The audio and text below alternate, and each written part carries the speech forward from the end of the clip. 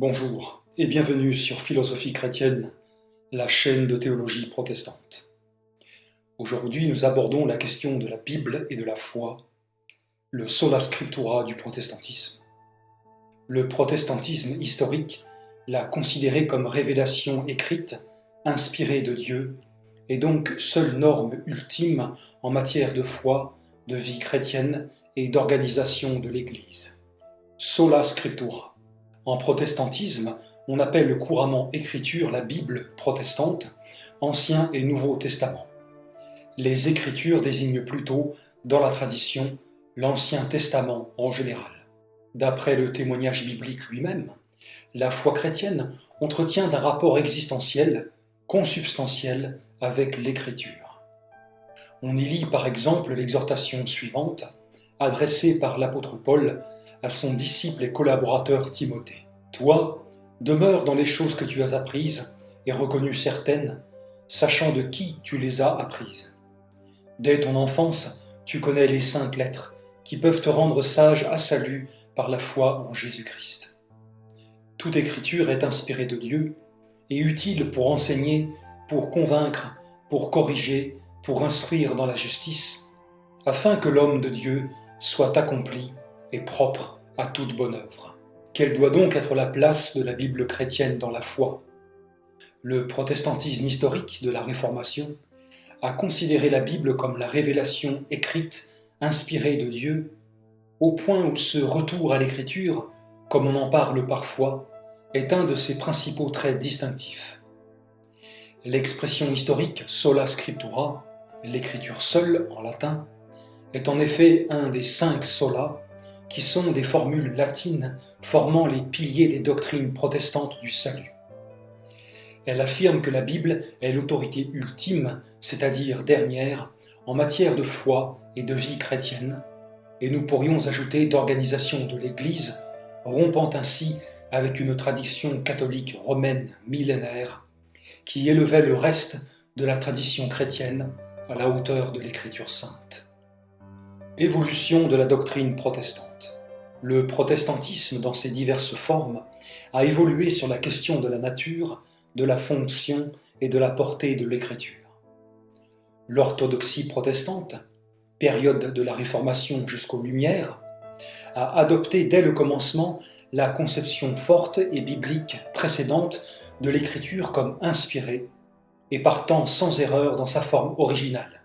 On parle d'inhérence biblique.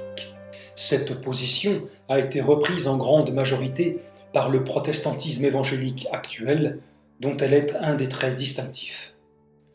Le protestantisme libéral, transformation traditionnelle moderne du protestantisme historique, a au contraire évolué avec l'avènement du rationalisme des Lumières et sous l'influence essentielle de Friedrich Schleiermacher vers une déconstruction de l'écriture.